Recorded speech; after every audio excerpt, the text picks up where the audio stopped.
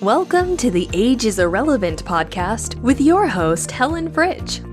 Helen is a 60-plus, lifelong competitive athlete, flight attendant, published fitness model, writer, IFBB bodybuilding pro, and certified wine specialist who believes that your age is irrelevant to pursue goals, dreams, and desires. Are you a woman in her 40s, 50s, 60s, and beyond who still has a burning desire to pursue a dream or a passion? Are you thinking about starting a new chapter in your life, but you're hesitant, thinking that you might be too old or just don't know where to begin? The Age is Irrelevant podcast is a podcast devoted to women who want to defy the odds, smash barriers, and redefine happiness and success after 40. It's time to make a difference. There is no need to dread blowing out that added birthday candle every year. A new movement is slowly taking momentum, where being over the hill just isn't relevant anymore. Age labels are being thrown out the window, and women are rediscovering the strength within themselves to make a difference, not only within their own lives, but also touching and inspiring the lives of other women. Join Helen as she and her guests discuss all aspects of aging after 40 and how to make the aging process and those twilight years more rewarding, exciting, and fun. Hello, and welcome to the Age is Irrelevant podcast. I'm your host, Helen Fritsch, and this is episode number 121. Now, today I am thrilled to introduce a woman who has broken barriers, inspired generations, and built an extraordinary career both on and off the racetrack. Donna Brothers is a former professional jockey who competed at the highest levels of horse racing from 1987 to 1999. Following her successful writing career, she became one of the most respected and recognizable television analysts in the sport, covering horse racing for NBC Sports and bringing fans closer to the action through her expert insight and unique perspective. Donna is also an author, speaker, and passionate ambassador for the horse racing industry. Her journey is one of perseverance, courage, reinvention, and excellence. So please join me in welcoming the remarkable Donna Brothers to the Age is Irrelevant podcast.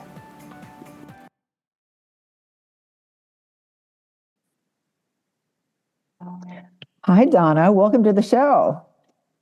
Hi, how are you, Helen? It's good to be on your show. Thank you for having me. I am so thrilled to have you, especially right now when, horse racing is on everybody's, forefront, especially with that Kentucky Derby. By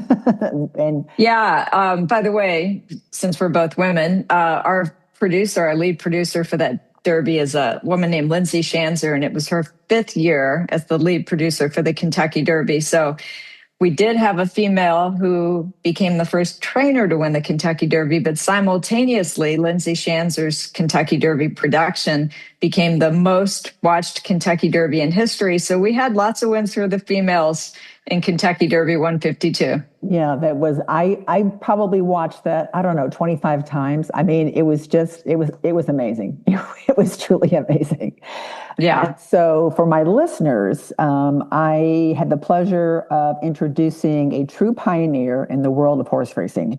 My guest is Donna Brothers, 60 years old, a woman who shattered barriers and earned the respect of fans and competitors alike during her remarkable career as a professional jockey from 1987 to 1999.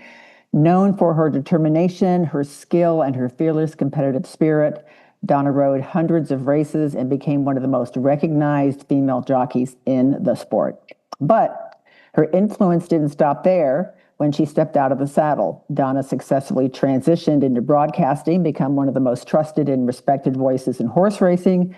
As an NBC Sports analyst and commentator, she had brought viewers unparalleled insight into the sport's biggest events, including the Triple Crown races, helping millions of fans better understand and appreciate the athletes, both human and equine, who make horse racing so special. In addition to her broadcasting career, Donna is an accomplished author, speaker, and ambassador for the sport that she loves, dedicating herself to educating fans and promoting the future of horse racing. So please help me welcome the talented, the trailblazing, and the inspiring Donna Brothers. Yeah. Thank you for that. Trailblazing is, I hear that, and sometimes I think they have the wrong person because my mother was a jockey well before me. She started riding professionally in 1969. And at that time, she was one of the first half dozen women to be licensed as a jockey in the United States. By 1970, she was the leading female jockey in the United States, and that was a distinction she held throughout her career. In 1984, she had a career-ending riding accident that caused a lot of physical damage. She's 81 now. She's fine. She lives in Louisville, and she's healthy, but she had to stop riding. She won just over 1,201 races in her career. Wow. And then when I retired, I had won just over 1,100. So it was fitting that my mother was still the winningest jockey in our family. And so yes, when I hear trailblazer, I take that lightly because I feel like the women who went before me were really the trailblazers because my mother entered the career at a time when there were no females doing it. And so at least by the time I started, women had already paved the way in front of me. And was that something that you saw your mother growing up as, being a female jockey? Did you knew, like a lot of us know when we're little what we want to be when we grow up? I mean, was that something that you aspired when you were young? Helen, we always had horses. We just always rode. It was something where I think there's a lot of little girls who grew up with this romantic notion about horses. I didn't because we had to feed them. We had to clean stalls. We lived in Pennsylvania for a while, and we had to take buckets of water through 3-foot snow drifts in the winter because the water in the barn was frozen.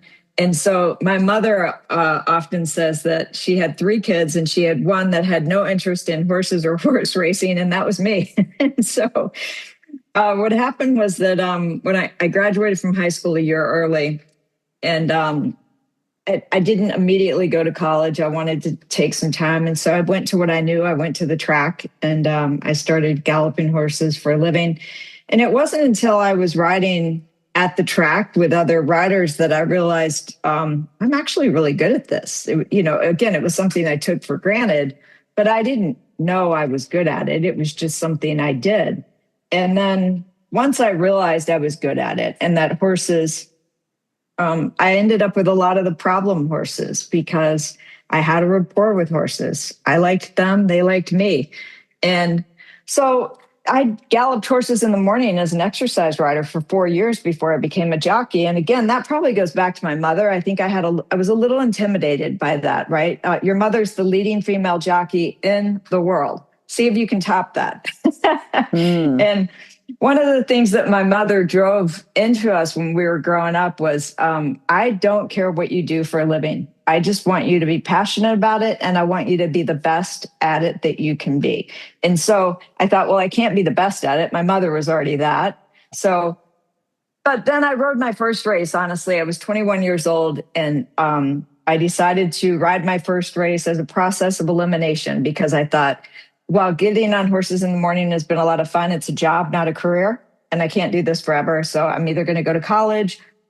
I had a family friend in Kentucky who had invited me to come back to Kentucky and train horses for him privately. So I thought, all right, I'll ride one race and see whether or not that's something I'd be interested in. And I rode that one race, and I thought, okay, not only is that the most challenging thing I've ever done in my life, it's the most exciting thing I've ever done. And so it was when I rode that first race that I realized how, oh gosh, it was like there were so many things that happened all at one time. My mother, my brother, and my sister were all jockeys before me. So I just really didn't think it could be that hard. And then I rode that one race and I was like, oh my God, there's 10,000 things happening all at once. And you have to make all these split-second decisions.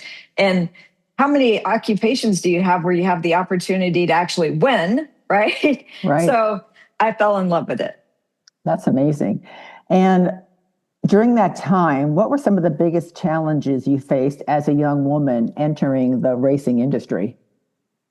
Well, Helen, back to the way I grew up, my brother is a little bit younger than me, 360 days younger than me. And we were, Irish twins, but we were also good friends. And I grew up on the track. My mother, we worked there in the summer from the time I was 10 years old. And so when I started riding in 1987 and people would say anything about me being a woman in a man's world, my thought was, it's my world. It's not a man's world. It's my world. And for most people who are on the backstretch, you see that I would say 50% of the exercise riders are females. And there's plenty of female hot walkers, female grooms, assistant trainers. Unfortunately, we haven't seen a lot of females yet at the top as far as trainers and jockeys go. But on the backstretch of the backside, you don't feel like a woman in a man's world. You feel like you're in your world. And I will say, to my mother's credit, when I was growing up, if she did ever experience anything like discrimination as a female, she never gave it a voice. And so I never heard her attribute any sort of negative energy to being a female and discrimination. I think she just always thought as long as she was good enough, then she would get the opportunities, and she worked hard to get them. Did she also grow up in an atmosphere of being around horses when she was young? That's funny. No, my mother was adopted, and she said that it was apparent to her very early on in life, by the time she was 10, that she was not born into this family because she was nothing like them. And she was born in New York and grew up in Davie, Florida, which isn't, it's not that far from Miami, but it's a very Western sort of area. If you go to Davie, Florida, they still have a rodeo arena there where they have rodeo competitions. And so Mom grew up in sort of a, Western part of South Florida, and she wanted a horse, and her parents were like, absolutely not. And then when she was 14 years old, she had been working at a nearby stable and saved up enough money to buy her first horse. It was $80, and she paid for the board of the horse by doing chores at the barn. And so she came by it very naturally, but definitely not through her family. And luckily, she was living in a community that she could find lots of outlets for riding. Oh, that's amazing. Wow. Yeah. To be that strong and that determined at that young age. Yes, my mother is a very strong and determined individual, though. So even as a jockey, she broke all sorts of barriers because of the fact that she wouldn't take any crap off of anybody. And one of the things that she used to say, she would get into physical altercations with the other jockeys at the drop of a hat, really. And one of the things that she would say is, I couldn't lose. If they beat me up, they just beat up a girl. But if they got beat up by me, then they got beat up by a girl. And so I asked my mom one day, but did it ever occur to you that you might get hurt? And she paused and was like, no, actually, that never crossed my mind. She's just, she's a legend. In my mind, she's a legend. Yes, it sounds like it. Can you describe the feeling of riding in your very first professional race? Yeah, so when the gates open, you think like you watch a race and the gates open and all the horses take off. And so you think that they just do that naturally. And the reality is that they're waiting for your encouragement. And I didn't realize that. So the gate opened and my horse just stood there for a split second. You wouldn't even know it if you watched the race. And then I realized, I need to tell him to go. So I asked him to go out of the race. And then within about 5 to 7 strides, the dirt is starting to fly back and hit you at a force that you can't replicate in a morning workout. When you have 10 horses that are throwing dirt back on your face, it stings and it causes your eyes to blink repetitively because you think it's going to get in your eyes. And then you have to go, okay, I have goggles. It's not going to, and you just get used to that. And then you realize that the horse is waiting for your cue to let it know when to go, where to go, and all those sorts of things. And so those are all the things that happen in the first 5 jumps of the first race that you ever ride. And then as time goes on, you learn how to strategize. You learn how to look for the horses that you want to follow. You read the racing form in a way, and that's the past performances of the horses. So you read those past performances of the horses in a way that helps you to understand everybody else's running style and what's going to give your horse the best chance to run its best race.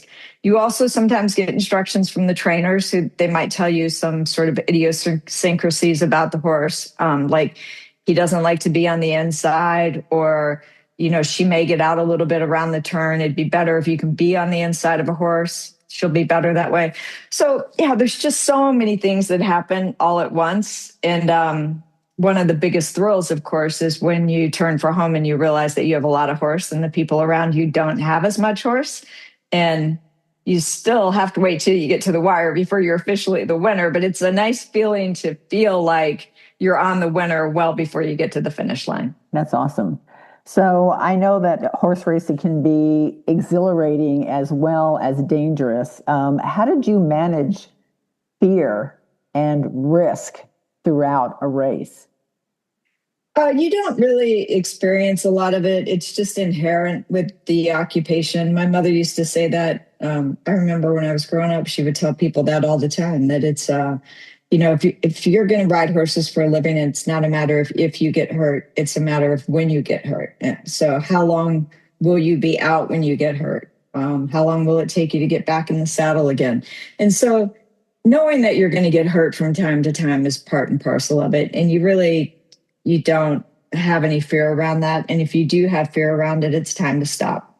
So it's just not something that's in the front of your mind. You know that it is inherently dangerous. That's just the way it is. Same with race car drivers. There are inherent risks. But as long as you feel like the rewards are greater than the inherent risks, then it's easy to shut out those risks. But I did have a female rider who I rode with, and she was somebody who I actually looked up to. She rode with my mother at some point when my mother was a journeyman and this female rider was an apprentice rider, and she had quite a lot of success.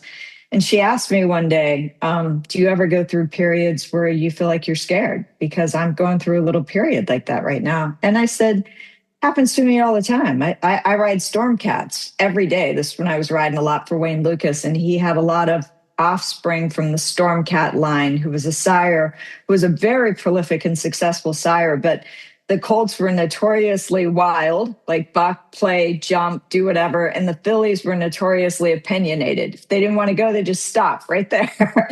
And so I said to her, look, I ride storm cats every day. So yes, I do have fear sometimes. I said, but the quickest way I usually get over it is by falling off, because not just 9 times out of 10, literally, I would say more like 98 times out of 100, you really don't get hurt when you fall off. It's racing accidents can happen, and that's a more likely scenario where a rider would get hurt. But you just really don't think about it that much. It's not part of it. A perfect example, Helen, is that driving down the road can be dangerous, right? Like people get into car accidents every single day, but you can't get behind the wheel and start thinking, what if I get into a car accident? What if somebody pulls out in front of me? What if this? What if that? You just stay in your lane. You do what you know that you're supposed to do. And while sometimes you get to a major intersection and it looks like chaos, you do realize it's organized chaos, and you just do what you do. And it's the same way with riding. Right. So do you adapt some type of, I know, like for me, when I would compete in bodybuilding shows, you kind of get into this like mental state as far as, right before, getting on stage or something. I mean, did you go through any like physically or mentally routines that you did, before every race that you kind of were like, I don't want to use the word superstitious, but you're like, okay, this is what I need to do to prep for each race? I think that there are some superstitious jockeys, and, I think a lot of athletes end up being superstitious, right? Because there's so many things out of their control. I can't say that I was superstitious. I do say my prayers in the morning, afternoon, many times a day, but I can't say that I was necessarily superstitious, but I did definitely get my game face on. And so you could tell once I was in game face mode, like we might, as jockeys, we were all friends, and we might play a pool game together an hour ago in the jocks room. But once you get out onto the racetrack, you don't have any friends anymore. And you really just get focused on your horse, and you start paying attention to how that horse is responding to you today. It might be a horse you've never ridden before, and so you need to get to know it a little bit. Maybe you'll take it away from the companion pony just to like get a little interaction with this horse, see if she has a sensitive mouth, see if she likes to have a nice open gallop, open gait, or if she needs to relax a little bit. You really just get your game face on, and you really just tune into the horse that you're riding.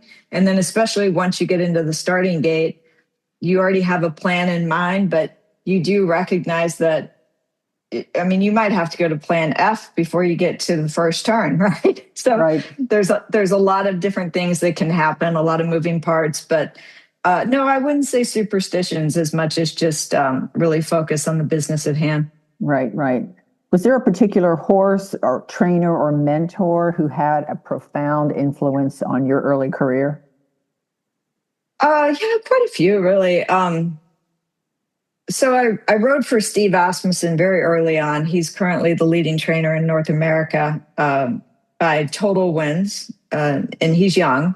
He's around my age, so I'm 60, so he's around the same age. So he's obviously been very successful. But this was in Birmingham, Alabama, and it was the first year that he was training horses, and it was the first year that I was riding. And I remember getting on a horse for him in the morning, and I asked him the horse's name.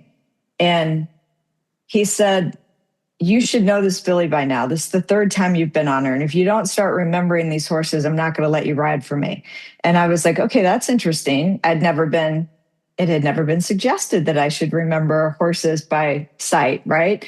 And so that it changed my relationship with the horses because I started to notice such subtle differences. Like a brown horse, we call him a bay horse, just looks like a brown horse to everybody. But then you start to notice that this particular brown horse has a star on his forehead and a little white ring around his left front hoof, right? And so you know who that horse is. And once I started to see horses as completely different individuals, it really changed my relationship, I think, with the horses. But then ultimately, I would say Dwayne Lucas had a huge impact because he gave me lots of opportunities at a highest level of racing. And just his belief in me, since he was already in the Hall of Fame and he was one of the most respected trainers in America, the fact that he believed in me helped me to believe in myself even more.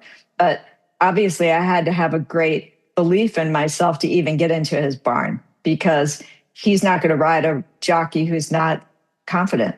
And so I did have confidence, but having him see that I had a rapport with horses took that to another level. Oh, that's great. That's great. I do remember him, especially when I was going to Keeneland.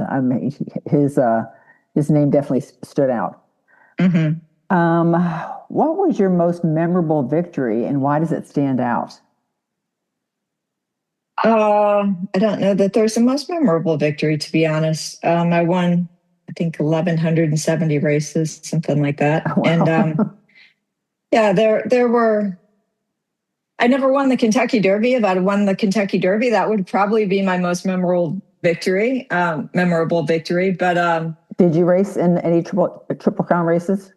I did not. I finished second in a Breeders' Cup race, Breeders' Cup juvenile race in 1995 on a colt named Hennessy. But yeah, I think like the victories that stood out were the ones not because of the stature of the race or the amount of the purse, but the ones that stood out for me were the ones that I knew I made a difference with that horse. And I'll give you a perfect example. I got on a horse one day for a trainer named David Carroll. The horse's name was Mushroom Tea. And he said, I noticed from looking at the horse's past performances, its prior races, that his best races had been when he was on the lead, but he hadn't been on the lead in his last 3 or 4 races. And I was going to ask David why. When I got out to the paddock, had you tried taking him back? But when I got out to the paddock, he just said, look, he likes to be on the lead. So send him away from the gate, see if you can get some forward position early on. And I was like, okay. So I got on the horse for the first time. I'd never been on him in the morning. And I noticed right away that every time I touched my hands to his neck, he would pin his ears back. And if I would just lift my hands up, he would put his ears forward, which meant he was happier when my hands weren't touching his neck. And so I kept trying that. I did that like 3 times. And every time I touch his neck, he'd pin his ears. Well, when you send a horse away from the starting gate, you push on their neck. That's how you get them to know that's what you want. And so I thought, okay, how am I going to send him away from the starting gate without touching his neck? And so I just put my hands way back on the saddle. And when the gates open, I just smooched to him. So you just smooched to him to let him know.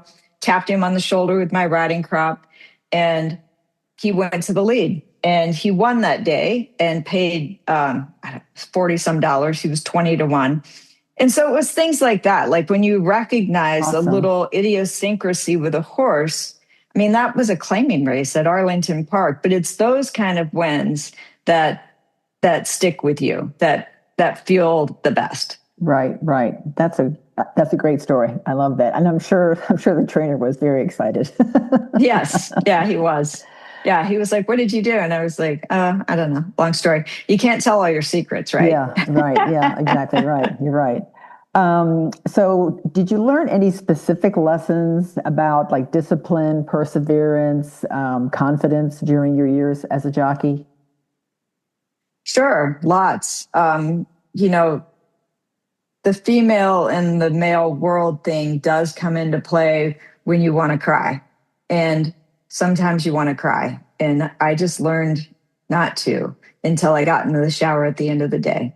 And then I would get in the shower and I remember sometimes I would just be like, this is so hard. I don't know why I keep beating my head against the wall. And I would pray at that time. And yeah, there'd be plenty of times when I'd just be like, I don't know how much longer I can do this. And then just in time, you'd have a big win, or you'd get into somebody's barn that was a successful horse trainer, or something would happen to keep you afloat for a little while longer.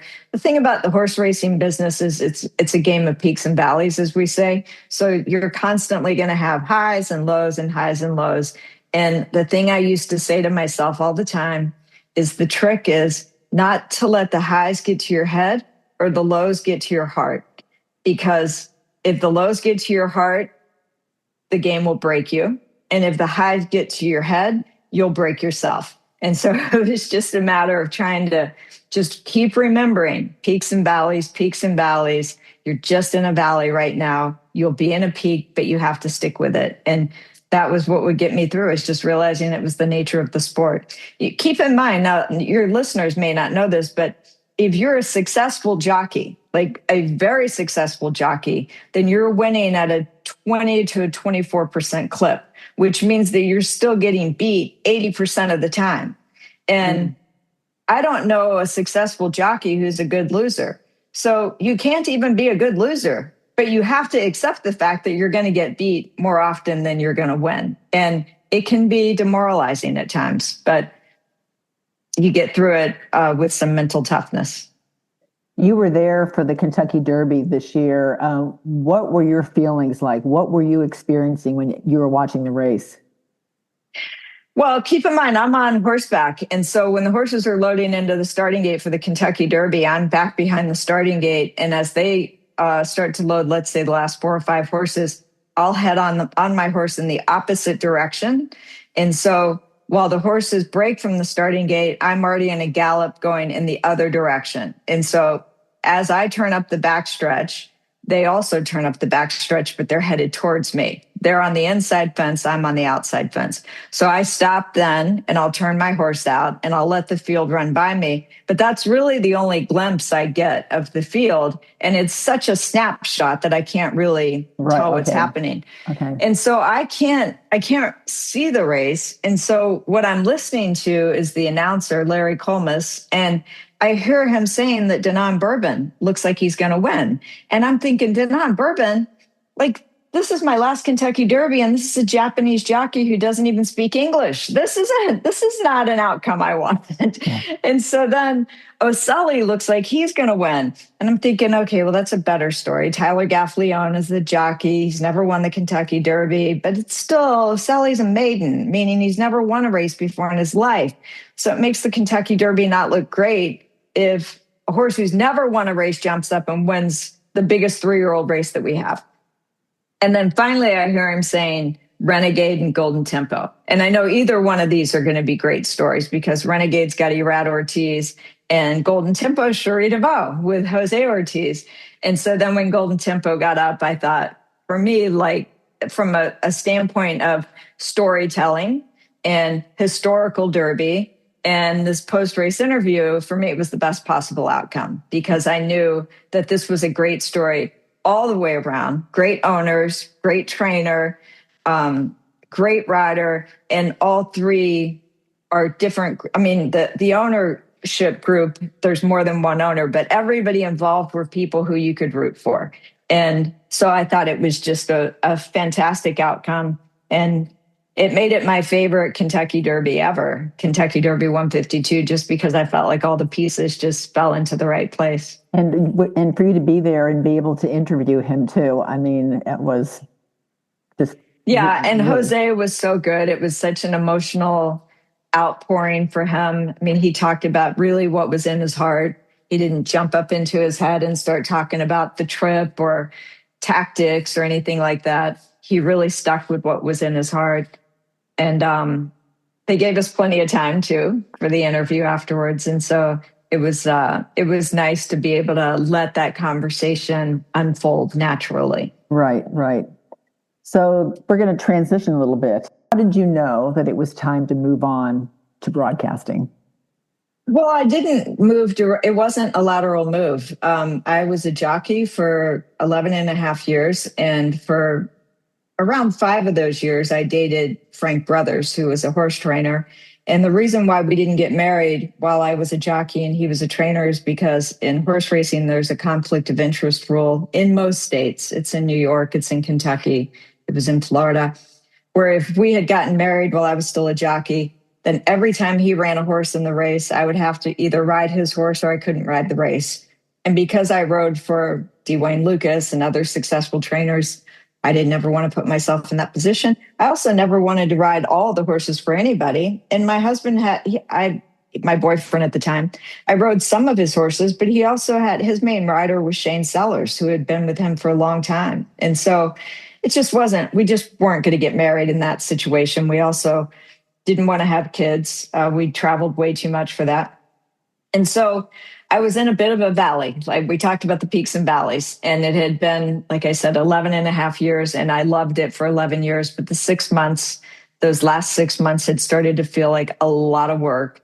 And we just decided it was time. Let's get married, and I'm going to put my career behind me. And at that time, I was just like, and I'll live happily ever after. My husband trained horses, so I knew I'd get on horses for him in the morning, and then we'll see. And then immediately I got some work in like the local television coverage and then some of the on-track coverage and then also at Churchill Downs. And that's where I was in 2000 when NBC came to Churchill Downs to survey for the Kentucky Derby. ABC still had it in 2000, but they were taking it over in 2001. So they were there to observe. And unbeknownst to me, they needed an on-track reporter on horseback. And they asked me if I'd join their broadcast team. And so right place, right time. As they say, you have to put yourself in position for luck to run over you. And I had put myself in position, but I didn't know I was going to get that lucky. I didn't know that NBC was going to, come into town and be like, oh, and we need an on-track reporter. And they watched my work while they were there and asked if I'd join their team. So I got lucky from that standpoint, but I can tell you that it's not like they trained me. I mean, they said, you're going to be our reporter on horseback, so you'll be our eyes and ears out on the track. If anything happens out there, let us know, because our cameras can't be everywhere, so we may not see it. And then after the race, you'll interview the winning jockey. They didn't tell me what kind of questions to ask. They didn't tell me what sort of reports to give. None of that. It was just do it. And so my first show was the Breeders' Cup in 2000, which was a 5-hour telecast. We had 7 races at that time, all on one day. And it was hard. It was really hard. But eventually I grew into the role, and that just took a lot of paying attention to what I did badly at first, watching the replays and seeing where I could grow. And there was a lot of growth between that first show in 2000 and where I ended up in 2026. Yeah, well, that's a very large time frame too. So yes.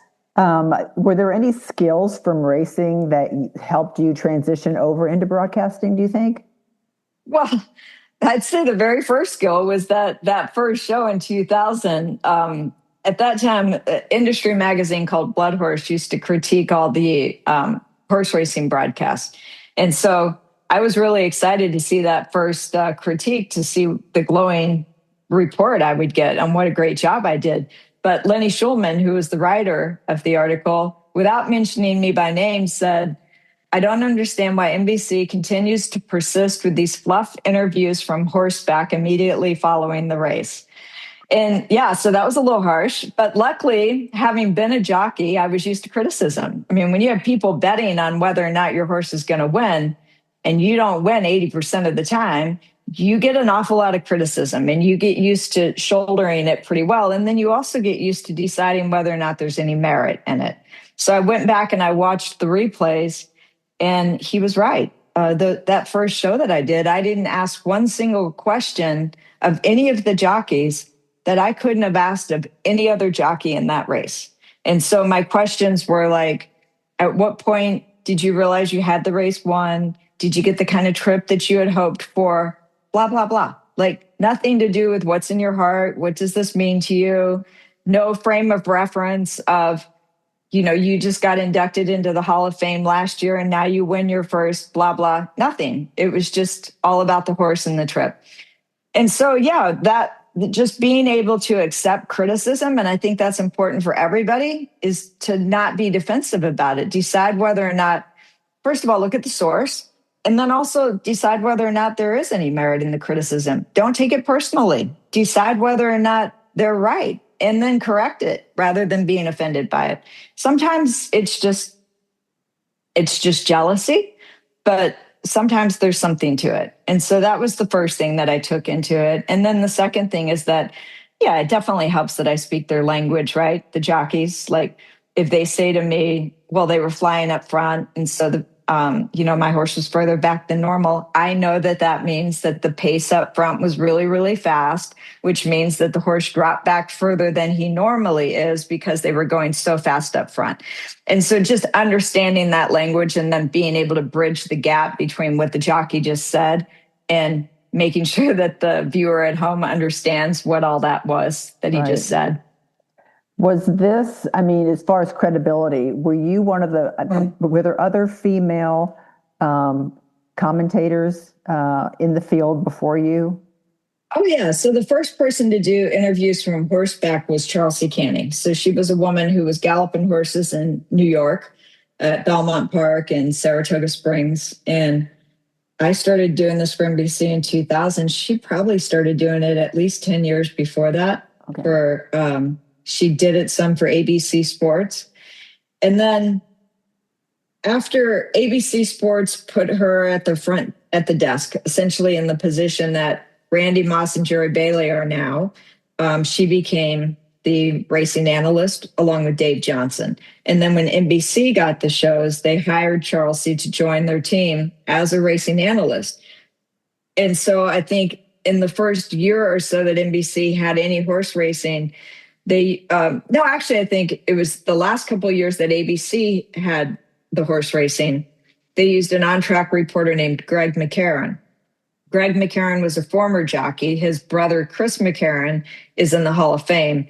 But Greg had already transitioned from being a jockey to being a horse trainer. And so he was only doing the on-track interviews because they needed somebody. It wasn't a position he aspired to grow into. He wanted to train his horses.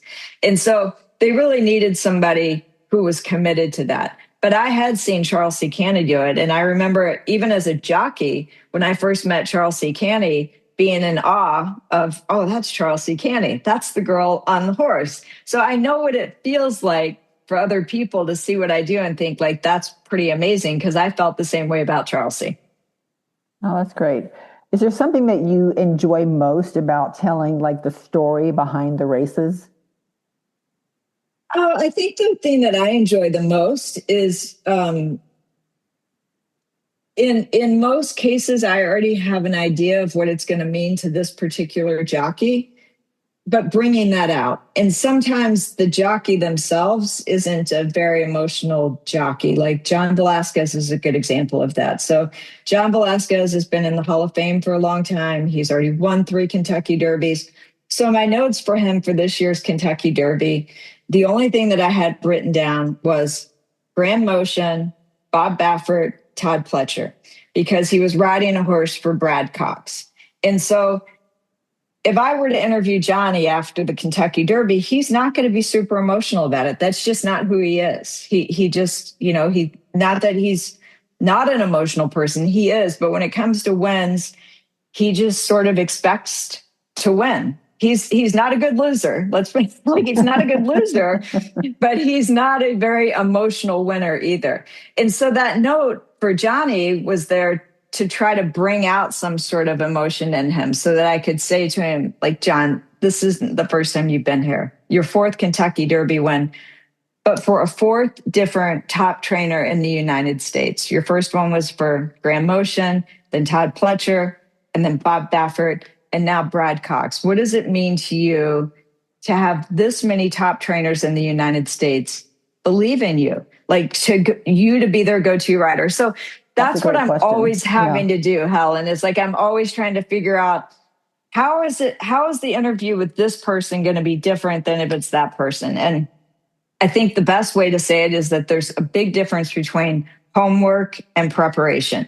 So you can do you can do all your homework. You can know all the stats. You can know that he's won 3 Kentucky Derbies from 19 opportunities. You can know that he's won 0 Kentucky Derbies from 10 opportunities. But you also need to know what it's going to mean to them, or have some idea of what it will mean to them. And that's where homework is different from preparation, where that latter part is the preparation.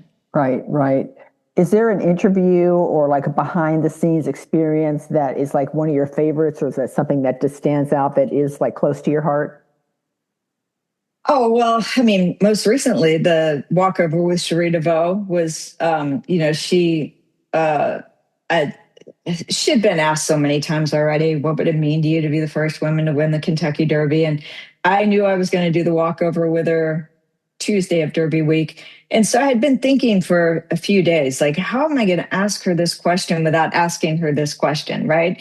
And it wasn't until, I would say, 30 minutes before the walkover that it occurred to me to say to her, Cherie, in a race that's 152 years old, it's hard to make history. What would it mean to you to make history here today?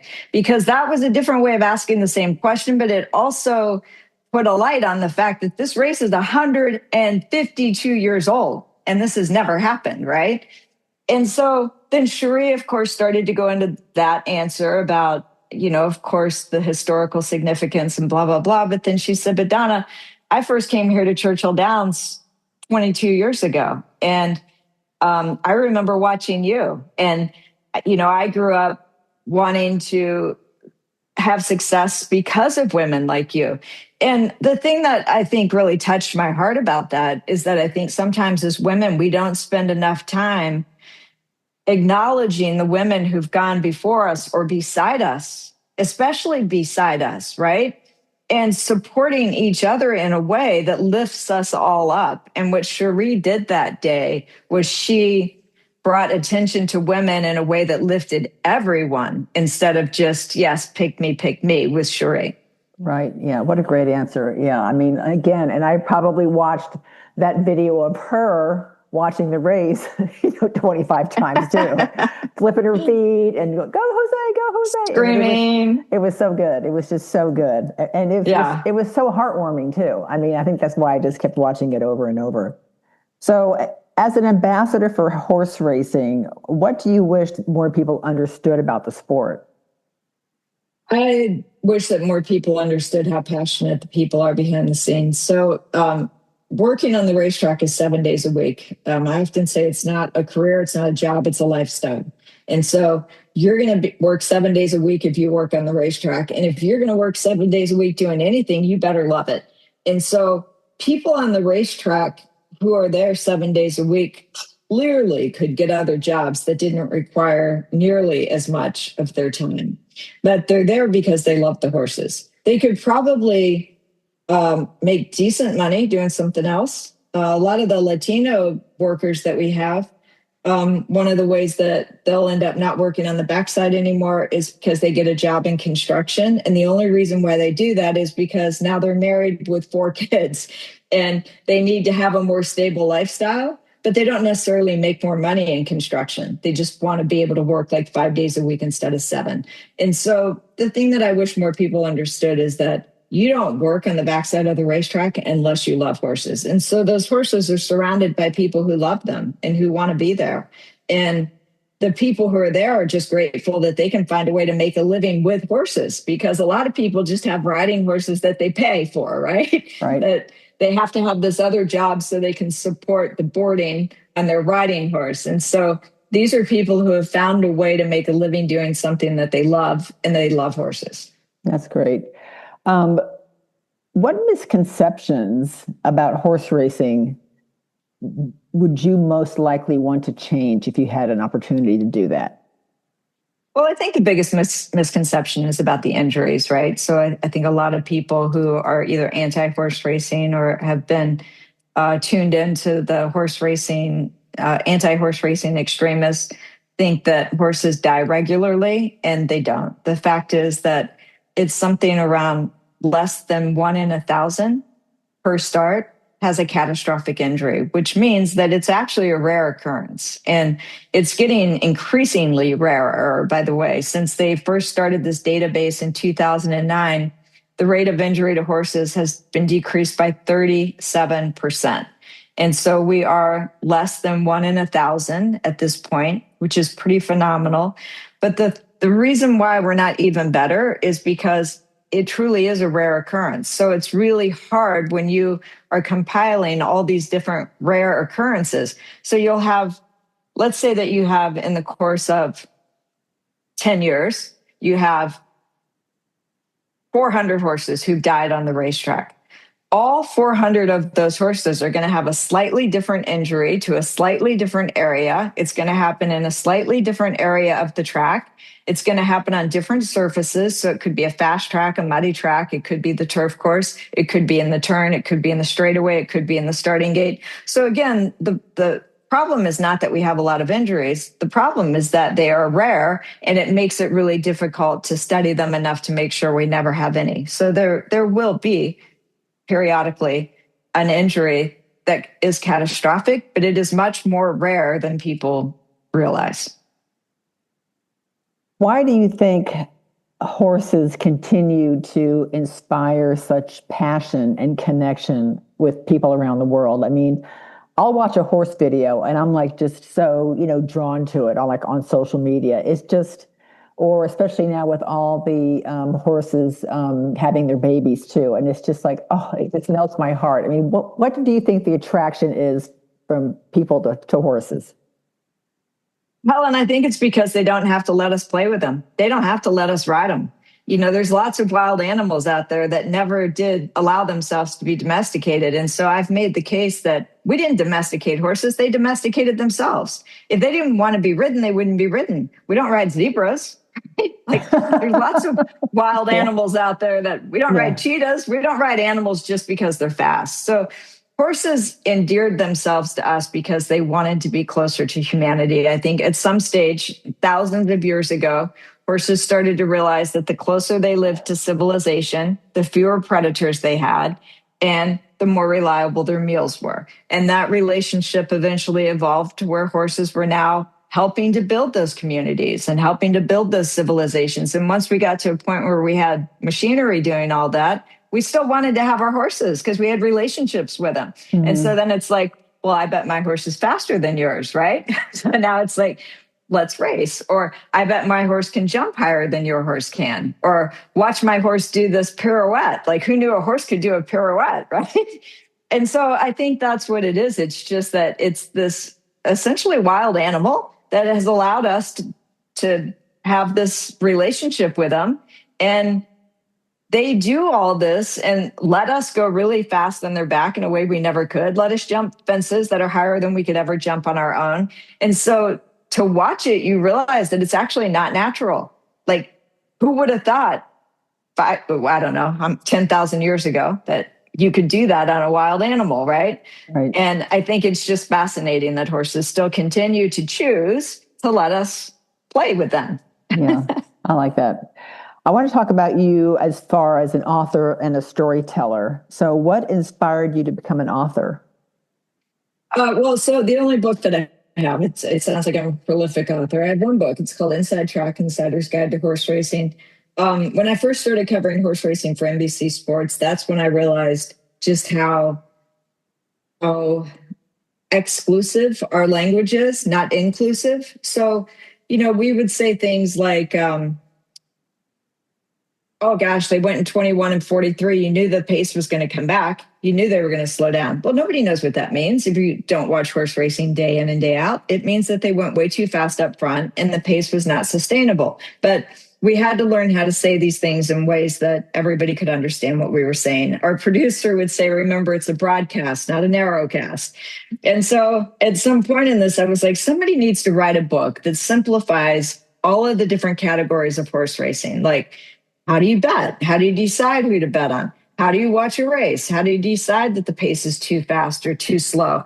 What do you wear to the track? And how do you know what to wear to the track? And where do jockeys come from? People ask me that all the time. Like, where did they get these little people, right? And how do you train a horse? Like, do you train a horse the same way you train a dog? And also just a glossary of terms. And so finally in 2010, I wrote the book and it kind of wrote itself. I already had in my mind an outline of what all I wanted in that book. And it was just a matter of filling in the blanks. So for anybody who's interested in the book, you can get it on Amazon. It's in the 4th edition. Again, it's called Inside Track, Insider's Guide to Horse Racing. And each chapter is a standalone chapter. So you can read the first 2 paragraphs and decide whether or not you want to read that chapter or not. And it won't affect what you're going to read later. The Kentucky Derby Trail is in there. What happens to horses after the Triple Crown season is over. The best tracks to go to, a lot of those are in there. And 100% of the proceeds go to the Thoroughbred Aftercare Alliance. And the Thoroughbred Aftercare Alliance was started in 2013. It has 2 functions, essentially. Number one, it accreditates off-track organizations. So people who train off-track thoroughbreds, this is an accreditation body. Prior to the TAA, you didn't know if your donation dollars were going to the care of the horse, or if they were going to building fences, or if they were going to building a new barn. With the TAA accreditation, it means that 100% of the donations that they're giving go to the care of the horse. The other thing that the TAA does is they're a fundraising body for the Thoroughbred Aftercare organizations. So they don't raise all the money that they need, but they do get systemic funding from within the industry, the sales companies, the breeding farms, owners, trainers, all of it, so that the aftercare is sustainable. And I should say, I hate the word aftercare because it's not really aftercare. It's just life after racing, right? It would be like if I retired 2 weeks ago and now everybody says I'm in an aftercare program. Oh, Which I don't feel like I am. Right. I feel like it's just life after 26 years of a career of doing that. And it's the same with horses because they can go on to become very successful eventers, show jumpers, dressage horses, or even just somebody's riding horse. Great description of that. What throughout your career, you've worn many hats as an athlete, broadcaster, and author. Is there a specific role that has taught you more about yourself? I would say broadcasting is probably as a jockey, you're pretty, for lack of a better word, narcissistic almost, definitely self-centered because you work so hard. You spend so many hours going to the track in the morning. You go straight from there to the jock's room. You pretty much work 7 days a week. It's all around your fitness and your nutrition and your results on the racetrack. So it's easy to become very isolated in your own world. But as a broadcaster, a few years into it, I had an existential crisis because I thought, I'm not doing anything to feed the world. I'm not saving children from abusive homes. I'm not doing anything that affects people's lives positively. But then I realized that entertainment is important. Sports are important, right? Like people who are not in a happy life find joy from sports or from entertainment. And so if I can entertain, if I can in some ways inform, educate, if I can do any of those things and make somebody's day brighter, then I've done well. But to take that one step further, it also allowed me to be involved with nonprofit organizations like the Brain Injury Alliance of Kentucky, which I'm involved with, Thoroughbred Aftercare Alliance, because it's put me on a platform where people will take my phone call. And if I say like, hey, can you support this fundraiser that we have coming up? All proceeds are going to go to A, B, and C or whatever. It's put me in a position to be able to help organizations. And so I feel like in that way just made me more aware of the things that I can do that can improve the lives of animals or people around me. That's great. I have a couple of questions, some final questions for you about our second chapter. So your career has evolved several times. What advice would you have for women who are considering a major reinvention later in life? Oh gosh, that's yeah. So I think every woman's going to be different in that, but you have to lead with. You can't lead with fear. So you can't lead your way into a better position by having a fear of failure. So you have to have some sort of belief system. I believe for me, it's important for me to have a belief system. And so you have to trust a little bit. Everybody's asking me right now, what are you going to do? Because, I'm 60 years old. Obviously, I have energy. But my answer is, I don't know. And I need to get into a space where I can clear my head for a while, where I can get grounded, where I can spend more time in nature. And once I've connected with nature, I know whatever I'm going to do next will come to me, but I'm in no hurry to get there. And so I think sometimes in our society of constantly being fed information, we don't give ourselves enough space to push the information out for a bit and connect with what's inside us. And luckily, I've had the time and space in instances in my life where I am transitioning to be able to get quiet. I've had a meditation practice for, at least 15 years. And so I spend time every day getting grounded. But if you're going to make a major transition, I feel like you have to spend time connecting with your source energy. And however you do that, I can't advise people, but we do have source energy. Because we came from somewhere. We didn't invent ourselves. Somebody created us.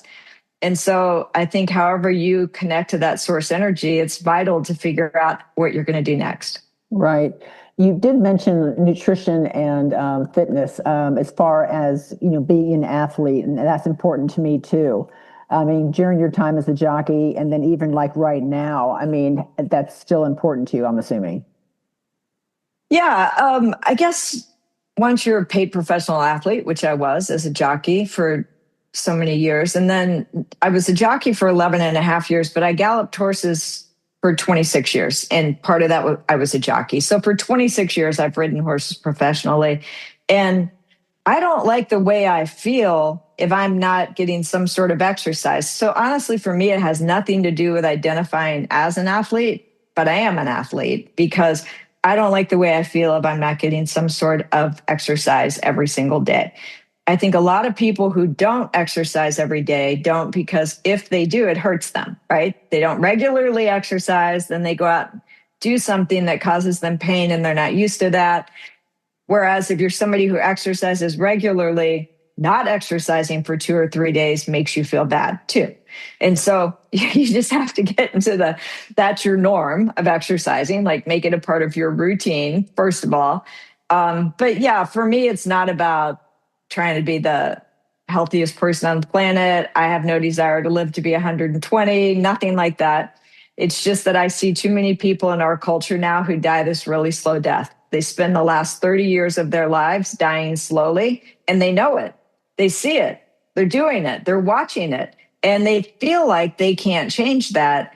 And I think you can. I just choose to be healthy while I'm alive. That's it. If I die in a plane crash next week, I want you to know I died happy. My whole entire thing is be healthy while I'm alive and feel good, to feel vibrant. And I'm the same. People ask me about that too. I mean, about as far as, are you afraid about dying in a plane crash? I'm like, actually, no, it's going to be quick and short and sweet. So. Yes. Yeah. I'm sure you get asked that all the time as a flight attendant. Yes. Is there a legacy that you hope to leave in both horse racing and broadcasting? No, I don't really give much thought to that, Helen, to be honest with you. For me, my only goal is to be a good daughter to my mother, a good sister to my brother and sister, to be a good wife to my husband, to be a good friend to my friends, and be a good dog mom to my dog or dogs. Right now, I have one dog. Sometimes I have more than one.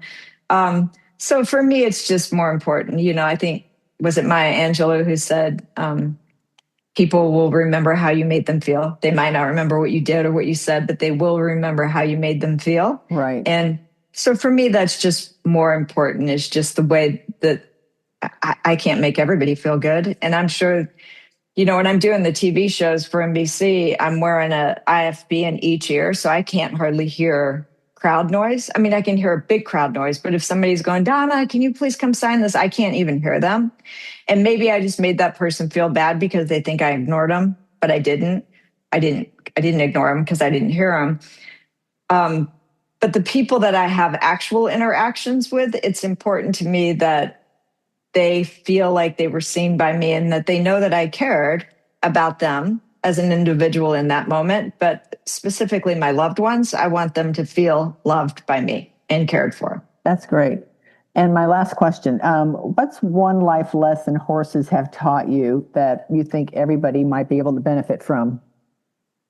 Well, the thing about horses is that they teach you to identify your feelings. I'll give you an example of that. So if you are fearful of a horse and you approach a horse and you're afraid of that horse, the horse doesn't know you're afraid of it. It just senses fear. And so they think, what's happening? Where's the present danger around me? Why are we afraid? If you're afraid, then I think I should be afraid. It senses your emotion.